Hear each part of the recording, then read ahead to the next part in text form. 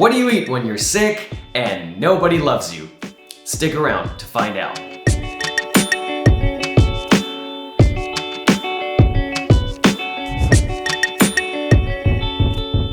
Hello and welcome back to cooking. So I've spent the last few weeks sick, which is why I'm sure all 70 of you have been wondering, where's the next back to cooking video? Well, I thought about making a video of me being sick and cooking while I'm sick, but I sounded disgusting and this is a food channel. So instead, today I want to show you my go-to recipe for when I'm sick, or just tired, or feeling down, or just lazy and hungry. So this is a weird video to upload because there's really not a lot of cooking, but that's kind of the point. This is a really easy recipe that I find incredibly satisfying and I never get tired of eating. So what I want to show you today is a soup that will help you get better, taste good, and is easy to make with ingredients you probably have laying around. Bear in mind that this is not a fixed recipe, but something you can change depending on your mood and what ingredients you have available. So let's take a look at the ingredients. Now there are 3 key ingredients to this recipe, and the first one is a good stock. I'll be using chicken stock, but you can use vegetable stock, mushroom stock, or whatever it is you like. Now, I've talked about my favorite chicken stocks in one of the rice videos, and believe it or not, they're still not sponsoring me.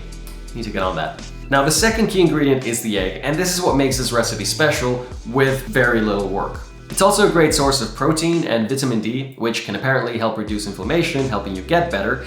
And since most of the vitamin D you get from exposure to sunlight, and when you're sick, you're indoors all day, it's a good idea to try and get a little bit more of it through your diet. And the final main ingredient is rice, or any easy to digest carbohydrate like noodles or quinoa. Now, I usually have cooked rice in the fridge, but if you don't, I recommend making a pot so you can have it available for the soup over the next few days. Now, I've made 3 videos on how to cook rice, and you can find the links in the description below. If you don't have time or energy to make rice, you can just add some quick cooking noodles to the soup.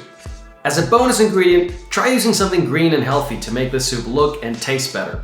I recommend having frozen peas in the freezer. Not only are they packed with protein, vitamin C, and fiber, they also require no work to make, and they will be available whenever you need them. Now, to make the soup, just bring half a liter of water to a boil and add the stock. While it's heating, take your soup bowl and add as much rice as you want. This doesn't have to be hot since the stock is going to heat it up. Once the stock is boiling, add the frozen peas and cook for 3 to 5 minutes, depending on how you like them.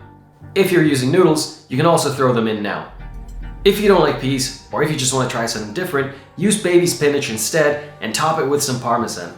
It looks great, tastes great, and it's also really healthy. While the peas are cooking, I'll give my herbs a quick chop using some scissors so that I don't have to wash a knife and a chopping board. Remember, the key is to minimize work wherever possible.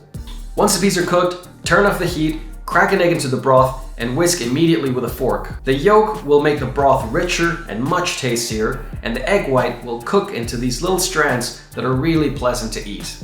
To give it more flavor, I like to squeeze some lemon juice to give it a little more acidity. I also like to drizzle some olive oil to make the broth a little richer. Finally, I like to throw in whatever fresh herbs I have available. I have some coriander here, but parsley is another great option.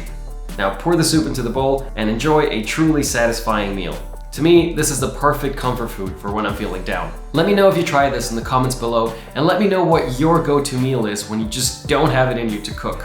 I love food and I love cooking, but sometimes you just need something warm, delicious, and filling, and you need it quick.